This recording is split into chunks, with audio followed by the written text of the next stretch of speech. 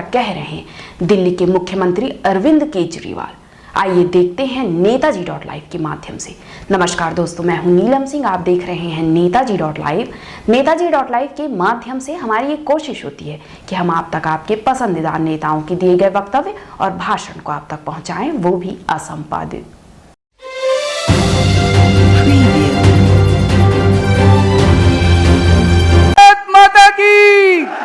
भारत माता की इनकलाब इनकलाब वंदे वंदे। आज छत्तीसगढ़ के कोने कोने से आए हुए इतनी भारी संख्या में सभी भाइयों बहनों माताओं बुजुर्गों बच्चों, आप सब लोगों को मेरा नमस्कार, सबको मेरा प्रणाम। मैं देख रहा हूं पीछे तक, जहां तक नजर जा रही है लोग ही लोग हैं, पीछे भी इधर भी इतनी भारी संख्या में, इतनी धूप में कई कई घंटों का सफर तय करके आज आप लोग इतनी भारी संख्या में आए हैं। मैं आप लोगों का तहे दिल से बहुत बहुत शुक्रिया अदा करना चाहता हूं। दोस्तों, मैं सोच रहा था अभी बैठा बैठा, सन 2000 में छत्तीसगढ़ बना, मध्य प्रदेश से अलग हुआ। लोगों को बड़ी उम्मीद थी, छत्तीसगढ़ के लोगों को बड़ी उम्मीद थी कि अब हमारे छत्तीसगढ़ का विकास होगा। भगवान ने छत्तीसगढ़ को देने में कोई कसर नहीं छोड़ी। भगवान ने छप्पर फाड़ के दिया छत्तीसगढ़ को। क्या नहीं है छत्तीसगढ़ में? जंगल है, खेती है, हर तरह की चीज पैदा करते हैं छत्तीसगढ़ के लोग। माइनिंग है, लोहा है, कोयला है, हर किस्म की माइन है। दोस्तों, भगवान ने सब कुछ दिया, एक कमी छोड़ दी भगवान ने, ईमानदार नेता नहीं दिए छत्तीसगढ़ वालों को, ईमानदार पार्टियां नहीं दी छत्तीसगढ़ वालों को। इतना कुछ था, इतना कुछ था, इतना लोहा, इतने कोयला, इतना खदाने, इतने जंगल, वन, इतनी नदियां। भाई साहब, 20 साल के अंदर तो एक एक आदमी अमीर बन जाता, एक एक परिवार अमीर बन जाता छत्तीसगढ़। गांव गांव में स्कूल खुल सकते थे, गांव गांव में अस्पताल खुल सकते थे, चारों तरफ खुशहाली आ सकती थी। अगर आपके नेता ईमानदार होते, आपकी पार्टियां ईमानदार होती, अगर उन्होंने आपके लिए 20 साल काम किया होता, आज आम आदमी पार्टी की सभा में एक भी आदमी नहीं आता। लोगों को लगता अगर आप लोग खुश होते बीजेपी से, अगर आप लोग खुश होते कांग्रेस से, तो आम आदमी पार्टी की क्या जरूरत थी? आज दिल्ली के अंदर, पंजाब के अंदर आम आदमी पार्टी से लोग इतने खुश हैं, इतने खुश हैं। बीजेपी की रैली में एक भी आदमी नहीं आता दिल्ली के अंदर, कांग्रेस की रैली में एक भी आदमी नहीं आता, सब आम आदमी पार्टी से खुश। आज आप लोग आए हो क्योंकि आप बीजेपी से नाराज हो, आप लोग आए हो क्योंकि आप कांग्रेस से नाराज हो। आज चारों तरफ देश के अंदर चर्चा करो छत्तीसगढ़ की, तो केवल भ्रष्टाचार के नाम से जाना जाता है छत्तीसगढ़। खदानों का घोटाला हो गया, लोहे का घोटाला हो गया, ट्रांसपोर्ट का घोटाला हो गया, फलाना घोटाला हो गया। बीजेपी को मौका मिला, बीजेपी वालों ने लूट लिया, कांग्रेस को मौका मिला, कांग्रेस वालों ने लूट लिया। पहले दिल्ली का भी यही हाल था। दिल्ली में जब हमसे पहले कांग्रेस की बीजेपी की सरकारें थी, पूरे देश में जाना जाता था दिल्ली किस नाम से जाना जाता था? सीएनजी का घोटाला हो गया, 2G का घोटाला हो गया, कॉमनवेल्थ का घोटाला हो गया। जब से दिल्ली में आम आदमी पार्टी की सरकार बनी है, पूरे देश में लोग दिल्ली को कैसे जानते हैं? शानदार स्कूल बन गए दिल्ली में, शानदार मोहल्ला क्लिनिक बन गए दिल्ली में, शानदार अस्पताल बन गए दिल्ली में। तरक्की के नाम से जानी जाती है दिल्ली, विकास के नाम से जानी जाती है दिल्ली, खुशहाली के नाम से जानी जाती है दिल्ली। और अभी पंजाब में 1 साल हुआ है आम आदमी पार्टी को, चारों तरफ देश में पंजाब के चर्चे ही चर्चे हो रहे हैं, चर्चे ही चर्चे हो रहे हैं। मेरे को भी कुछ लोग मिले छत्तीसगढ़ के, बोले सर बिजली आती नहीं है छत्तीसगढ़ में, 7-7, 8-8 घंटे पावर कट लगते हैं। सही है कि गलत है? बिजली आती है कि नहीं आती है? पावर कट लगते हैं कि नहीं लगते? दिल्ली में 24 घंटे बिजली आती है। पंजाब में भी पहले 7-7, 8-8 घंटे के पावर कट लगते थे। 1 साल हुआ है भगवंत मान को मुख्यमंत्री बने, 1 साल, बस 1 साल। 1 साल में भगवंत मान ने पंजाब के अंदर 24 घंटे बिजली कर दिया। बिजली के पावर कट नहीं लगते। नीयत ठीक है, ईमानदार हैं हम लोग, बेईमानी नहीं करते। अगर भगवंत मान 1 साल के अंदर पंजाब में 24 घंटे बिजली कर सकता है, अगर आम आदमी पार्टी की दिल्ली में सरकार 24 घंटे बिजली कर सकती है, तो ये बीजेपी कांग्रेस वाले 20 साल में छत्तीसगढ़ में नहीं कर सकते थे क्या? कर सकते थे। नीयत खराब थी 24 घंटे पैसे कमाने में, और पैसा, हाय पैसा, हाय पैसा, हाय पैसा। 24 घंटे पैसा कमाने में लगे रहते हैं ये लोग। और आपको जान के ताज्जुब होगा, छत्तीसगढ़ में बिजली इतनी महंगी है, जबकि यहां पे बिजली बनती है। दिल्ली में बिजली बनती नहीं है। दिल्ली में 24 घंटे बिजली आती है, मुफ्त बिजली आती है, मुफ्त। 0 बिजली का बिल आता है, सबका बिजली का बिल आता है, उस पर 0 लिखा होता है, 0। आपको यकीन नहीं होगा, चमत्कार है ये। बिजली का बिल 0 आता है, 24 घंटे बिजली आती है। छत्तीसगढ़ में बिजली नहीं आती, केवल बिजली का बिल आता है, मुझे पता चला। जब दिल्ली में मैंने बिजली फ्री करी, मोदी जी मेरे से इतना गुस्सा हो गए, इतना गुस्सा, आग बबूला हो गए, आंखें लाल हो गई मोदी जी की। बोले केजरीवाल फ्री की रेवड़ी बांट रहा है, केजरीवाल फ्री की रेवड़ी बांट रहा है। हाँ मोदी जी, मैं फ्री की रेवड़ी बांट रहा हूं, मैं फ्री की रेवड़ी बांट रहा हूं। आपके वाले तो सारे रेवड़ी लूट के ले जाते हैं, अपने घर भर रहे हैं सारी रेवड़ी से। मैं फ्री की रेवड़ी बांट रहा हूं। दिल्ली में मैंने हर दिल्ली वाले के हाथ में, हर दिल्ली वाले के हाथ में 7 फ्री की रेवड़ी रख दी। 7 रेवड़ियां हर एक को दे दी। पहली रेवड़ी, सबको फ्री बिजली दे दी, 24 घंटे बिजली दे दी। दूसरी रेवड़ी, पूरी दिल्ली में शानदार स्कूल बना दिए, इतने अच्छे स्कूल, इतने अच्छे स्कूल। अब अमीरों के और गरीबों के बच्चे एक ही स्कूल में पढ़ते हैं, एक ही डेस्क पे। जज का बेटा, आईएएस अफसर का बेटा और रिक्शे वाले का बेटा एक ही डेस्क पे, एक ही किताब से पढ़ते हैं। तो दूसरी रेवड़ी मैंने सारे सब लोगों के बच्चों के लिए अच्छी और फ्री शिक्षा का इंतजाम किया है। तीसरी रेवड़ी, सबके लिए अच्छा इलाज का इंतजाम कर दिया। भाई साहब, आज इलाज इतना महंगा हो गया, घर में अगर कोई बीमार हो जाए जमीन बेचनी पड़ जाती है, जेवर बेचने पड़ जाते हैं। दिल्ली में नहीं। अगर आपके घर में किसी को बुखार भी हो जाए, डॉक्टर को दिखाने जाते हो, डॉक्टर की फीस भी मुफ्त, दवाई भी मुफ्त, टेस्ट भी मुफ्त। अगर आपको कैंसर हो जाए, भगवान ना करे, बहुत बड़ा ऑपरेशन कराना हो, सारे ऑपरेशन का खर्चा मुफ्त, सब कुछ मुफ्त, सबका इलाज मुफ्त। बच्चों का भी, बूढ़ों का भी, अमीर का भी, गरीब का भी, सबका इलाज मुफ्त कर दिया। और शानदार इलाज, एयर कंडीशनड अस्पताल बना दिए, मोहल्ला क्लिनिक बना दिए पूरी दिल्ली के अंदर। यह तीसरी रेवड़ी, हर दिल्ली वाले के हाथ में यह तीसरी रेवड़ी रख दी। चौथी रेवड़ी, दिल्ली के अंदर बसों में महिलाओं का सफर फ्री कर दिया। किसी बस में चढ़ जाओ, प्राइवेट बस में चढ़ जाओ, सरकारी बस में चढ़ जाओ, कोई टिकट नहीं लगती किसी महिला की, सबको बसों का फ्री। पांचवी रेवड़ी, हर घर के अंदर जितने बुजुर्ग हैं, सब बुजुर्गों को फ्री में तीर्थ यात्रा करा के लाते हैं। अयोध्या जी लेके जाते हैं, रामेश्वरम लेके जाते हैं, पुरी लेके जाते हैं, शिरडी बाबा लेके जाते हैं। हर परिवार के बुजुर्गों को फ्री तीर्थ यात्रा कराते हैं। और छठी रेवड़ी, जितने बेरोजगार बच्चे थे सबके लिए रोजगार का इंतजाम कर रहा हूं। 12 लाख बच्चों को रोजगार दिला दिए। पंजाब में भगवंत मान ने 30,000 बच्चों को सरकारी नौकरी दे दी, और अभी 3 लाख बच्चों को और नौकरी देने का इंतजाम कर रखा है भगवंत मान ने। ये 6 फ्री की रेवड़ी हमने हर एक के हाथ पे रख दी। बताओ, होनी चाहिए कि नहीं होनी चाहिए?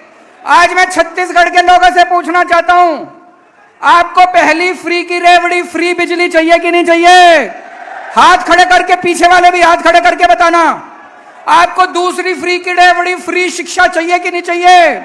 आपको तीसरी फ्री की रेवड़ी, अच्छा इलाज चाहिए कि नहीं चाहिए? आपको चौथी फ्री की रेवड़ी रोजगार चाहिए कि नहीं चाहिए? आपको फ्री की तीर्थ यात्रा चाहिए कि नहीं चाहिए? आपको महिलाओं का सफर फ्री चाहिए कि नहीं चाहिए? मैं अगर गरीबों के हाथ में थोड़ी सी रेवड़ी रख दूं तो क्या तकलीफ है मोदी जी को?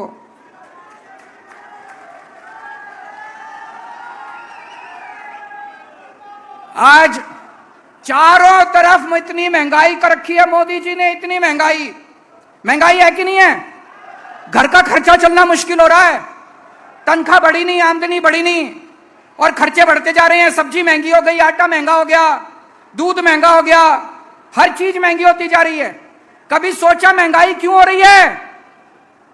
कभी सोचा महंगाई क्यों हो रही है? अपने आप नहीं हो रही। मोदी जी ने इतना टैक्स लगा दिया, इतना टैक्स लगा दिया, आजादी के बाद इतना टैक्स कभी नहीं लगा था। दूध पे टैक्स लगा दिया, छाछ पे टैक्स लगा दिया, कभी नहीं लगा था। दूध पे टैक्स, छाछ पे टैक्स कभी नहीं लगा था। लस्सी पे टैक्स लगा दिया, चाय पे टैक्स लगा दिया, कॉफी पे टैक्स लगा दिया, तेल पे टैक्स लगा दिया, आटे पे टैक्स लगा दिया, चावल पे टैक्स लगा दिया, हर चीज पे टैक्स लगा दिया। और टैक्स भी कोई थोड़ा मोटा नहीं। पेट्रोल यहां पे छत्तीसगढ़ में क्या भाव है? 102।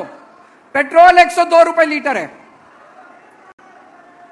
अब पेट्रोल का भाव 57 रुपए है और 45 रुपए उसके ऊपर टैक्स है। 1 लीटर पेट्रोल 57 रुपए का आता है, 45 रुपए टैक्स। बताओ लूटेंगे क्या? अरे यार 57 रुपए का पेट्रोल है, 4 रुपए टैक्स ले लो, 5 रुपए टैक्स ले लो, 6 रुपए टैक्स ले लो, 45 रुपए टैक्स। ऐसे ही दूध पे लगा दिया, ऐसे ही सब्जियों पे लगा दिया, ऐसे ही छाछ पे लगा दिया, लस्सी पे लगा दिया, चाय पे, हर चीज पे टैक्स, हर चीज पे टैक्स। आपको यह जान के ताज्जुब होगा, हम कहते हैं ना अंग्रेज हमारा, जब अंग्रेज थे हमारा खून चूसते थे। अरे उन अंग्रेजों ने भी कभी दूध पे टैक्स नहीं लगाया था। उन अंग्रेजों ने भी कभी लस्सी पे, खाने पीने की चीजों पे टैक्स नहीं लगाया था। पिछले 75 साल में कभी खाने पीने की चीजों पे टैक्स नहीं लगा। मोदी जी ने तो खाने पीने की चीजें भी नहीं छोड़ी दोस्तों। इतना टैक्स, इतना टैक्स, इतना, इसलिए महंगाई हो रही है। महंगाई अपने आप नहीं हो रही है, ये दाल महंगी हो रही है, खाने पीने की। ये सारा पैसा जा कहां रहा है? इतना टैक्स इकट्ठा करके मोदी जी कहां ले जा रहे हैं? लुटा रहे हैं। किसको दे रहे हैं? किसको दे रहे हैं? एक आदमी ने, इनके कई दोस्त हैं, इनके एक दोस्त ने बैंक से 34,000 करोड़ का कर्जा लिया। 34,000 करोड़ का कर्जा ले लिया, नीयत खराब हो गई, बोला मैं कर्जा नहीं देता। मोदी जी को क्या करना चाहिए था? उसको जेल में डालना चाहिए था कि नहीं डालना चाहिए था? उसका कर्जा माफ कर दिया, 34,000 करोड़ रुपए का कर्जा माफ कर दिया। एक और आदमी का 18,000 करोड़ का कर्जा, 1,000 करोड़ रुपए का कर्जा माफ कर दिया। 11 लाख करोड़ रुपए का कर्जा माफ कर दिया मोदी जी ने। आपसे दूध के ऊपर पैसे लेते हैं, छाछ पे पैसे लेते हैं, आटे पे पैसे लेते हैं, चावल पे पैसे लेते हैं और सारा पैसा लुटा देते हैं अपने दोस्तों को। सारा पैसा लुटा दिया। जितना अंग्रेजों ने 250 साल में देश को नहीं लूटा, इन लोगों ने 9 साल के अंदर भारत को लूट लिया। जितना कांग्रेस ने 75 साल में नहीं लूटा, इतना इन्होंने 6-7। इसलिए महंगाई हो रही है। और मैं आपसे पूछना चाहता हूं, जिस आदमी ने 34,000 करोड़ रुपए का कर्जा लिया बैंक से, मोदी जी ने उसका कर्जा माफ कर दिया, फ्री में कर दिया। मैं पूछना चाह रहा हूं, फ्री में कर्जा माफ कर दिया? कुछ तो लिया होगा। बताओ आज की दुनिया में कौन फ्री में काम करता है? अरे अपना भाई कर्जा माफ नहीं करता। एक भाई दूसरे भाई से 100 रुपए ले ले, कोई माफ करता है भाई साहब? अपने माँ बाप को कोई नहीं पूछता, भाई को कोई नहीं पूछता, बच्चों को कोई नहीं पूछता। तो इतना 11 लाख करोड़ रुपए कर्जा माफ कर दिया, कोई फ्री में कर्जा माफ कर दिया क्या? तो बेईमानी करे मोदी जी और जेल जाए मनीष सिसोदिया। वो मनीष सिसोदिया बेचारा एक मास्टर का बेटा है, उसने दिल्ली के गरीबों के बच्चों को पढ़ाने के लिए स्कूल खोले, शानदार स्कूल बना दिए। आज दिल्ली के गरीबों के बच्चे, रिक्शे वाले मजदूरों के बच्चे डॉक्टर बन रहे हैं, इंजीनियर बन रहे हैं, वकील बन रहे हैं। किस लिए बन रहे हैं? मनीष सिसोदिया की वजह से बन रहे हैं। बेईमानी करें मोदी जी, जेल जाए मनीष सिसोदिया। एक वो गाना है ना, ऐसा कलयुग आएगा, दाना चुनेगा हंस, चुनेगा दाना, दिन का कौवा मोती खाएगा। कलयुग आ गया। इन्होंने 10 साल में भारत देश का बेड़ा गर्क कर दिया। इन्होंने नोटबंदी करी, भाई साहब, नोटबंदी करी इन्होंने, पूरे देश का बेड़ा गर्क हो गया। कोई फायदा हुआ नोटबंदी से? किसी का फायदा? कह रहे थे भ्रष्टाचार खत्म हो जाएगा, हुआ भ्रष्टाचार खत्म? कह रहे थे आतंकवाद खत्म हो जाएगा, आतंकवाद खत्म हुआ? अगर कोई पढ़ा लिखा आदमी होता, कोई पढ़ा लिखा आदमी कभी नोटबंदी नहीं करता। कोई पढ़ा लिखा आदमी नोटबंदी नहीं करता। मैंने एक इंटरव्यू देखा था प्रधानमंत्री जी का। इंटरव्यू करने वाले ने से पूछा प्रधानमंत्री जी से, प्रधानमंत्री जी आप कितने पढ़े लिखे हो? बोले मैं गांव के स्कूल गया हूं, बस कॉलेज नहीं गया। उनका भाषण सुना, भाषण में वो कह रहे केवल गांव के कॉलेज नहीं गया। दोस्तों, मैं आज पूछना चाहता हूं आप लोगों से, भारत एक महान देश है। भारत का प्रधानमंत्री पढ़ा लिखा होना चाहिए कि नहीं होना चाहिए? क्या एक अनपढ़ आदमी भारत की अगुवाई कर सकता है? भारत को पढ़ा लिखा प्रधानमंत्री चाहिए कि नहीं चाहिए? मैं आपको एक कहानी सुनाता हूं। मैं आपको एक कहानी सुनाता हूं। कहानी का शीर्षक है, किस किसने सुनी हुई है? चौथी पास राजा। ये कैसे, ये कहानी दिखाती है कि कैसे अगर किसी देश में कोई अनपढ़ राजा आ जाए तो वो देश का बेड़ा गर्क कर देता है। ये एक महान देश की कहानी है। ये एक ऐसे राजा की कहानी है जो राजा भ्रष्टाचारी था, अनपढ़ था, अहंकारी था, और उसने कैसे उस महान देश का बेड़ा गर्क कर दिया। एक महान देश था, बहुत महान देश, बहुत पुराना देश। उस देश के एक गांव में, एक गरीब परिवार में एक छोटे बच्चे ने जन्म लिया। परिवार बहुत गरीब था। तो जैसे गांव में होता है, जब बच्चा जन्म लेता है तो ज्योतिषी आता है, गांव का पंडित आता है, उसकी कुंडली बनाता है। तो पंडित ने उसकी कुंडली बनाई। कुंडली बना के, कुंडली देख के पंडित बोला, माई तेरा बेटा बड़ा होके बहुत बड़ा सम्राट बनेगा। माई को समझ नहीं आया, मैं तो इतनी गरीब हूं, मेरा बेटा सम्राट कैसे बनेगा? बेटा बड़ा होने लगा धीरे धीरे। उसे गांव के स्कूल में भर्ती करा दिया। बेटे का पढ़ाई लिखाई में मन लगता नहीं था, बड़ी मुश्किल से उसने चौथी पास करी। उसके बाद उसका स्कूल से नाम कटवा दिया। घर का खर्चा नहीं चलता था। गांव के पास एक रेलवे स्टेशन था। वो बच्चा उस रेलवे स्टेशन पे जाके चाय बेचने लगा, घर का खर्चा चलाने के लिए।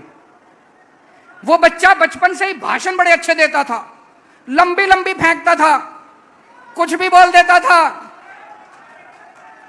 गांव के लड़कों को इकट्ठा कर लेता और लंबे लंबे भाषण देना चालू करता, लंबी लंबी फेंकनी चालू करता।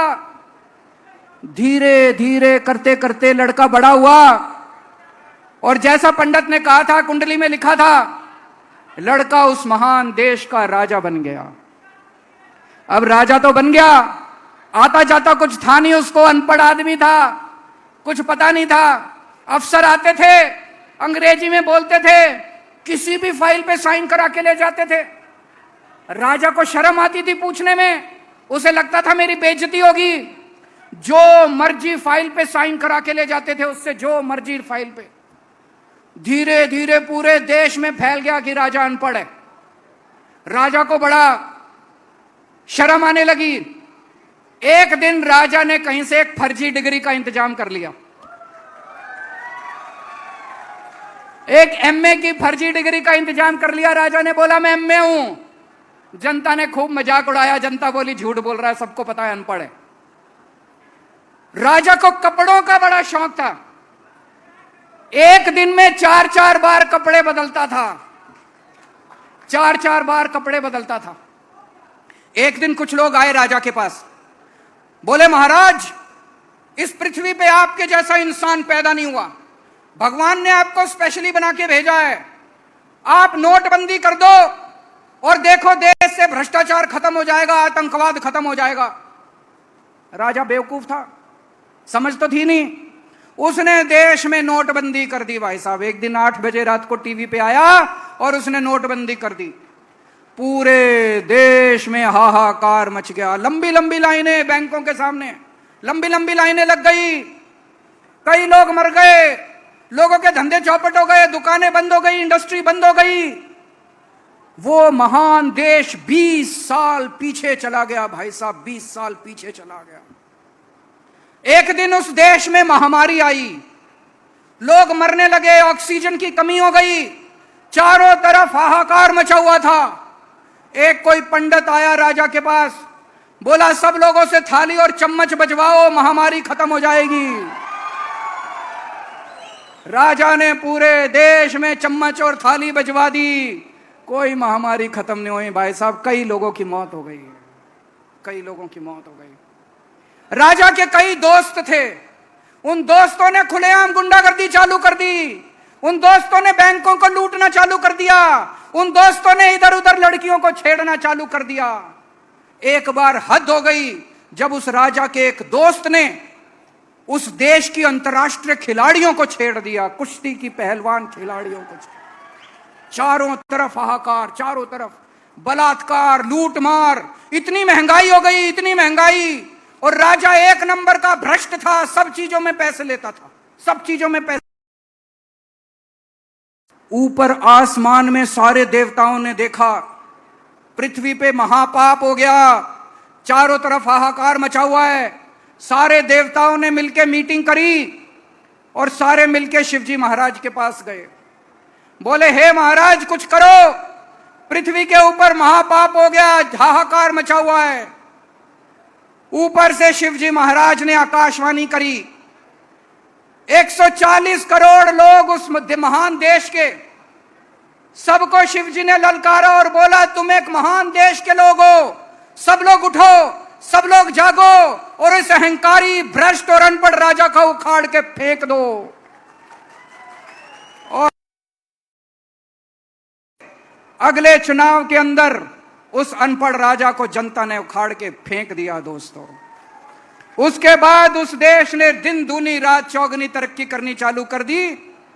और मैंने सुना है वो राजा वापस उसी स्टेशन पे जाके आजकल चाय बेचता है। दोस्तों, दिल्ली वालों ने बीजेपी और कांग्रेस को हरा के आम आदमी पार्टी का साथ दिया। पंजाब वालों ने बीजेपी, कांग्रेस और अकाली दल को हरा के आम आदमी पार्टी का साथ दिया। आज छत्तीसगढ़ के लोगों को मैं कहना चाहता हूं, एक मौका दे के देख लो, एक मौका।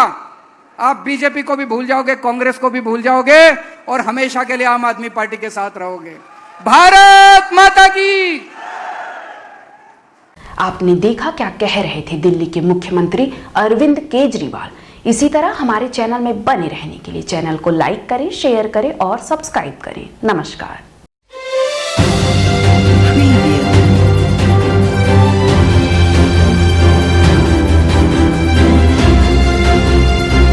नेताजी.live के प्रायोजक है Satyadeep diagnostic and clinic, Supela, Bhilai.